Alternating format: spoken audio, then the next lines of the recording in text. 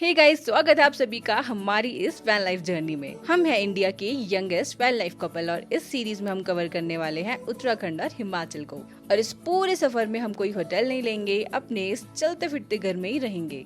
आज है इस सीरीज का डे 1। हम जा रहे हैं दिल्ली से चक्राता। 8 घंटे का सफर पूरा करके हम फाइनली पहुंच गए आज की डेस्टिनेशन चक्राता। लोकेशन पे पहुंचते हमने अपनी कैंपर वैन सेट की, किचन खोल के डिनर बनाया और इसी के साथ हमारा आज का दिन यही खत्म होता है। मिलते हैं नेक्स्ट व्लॉग में, तब तक के लिए बाय।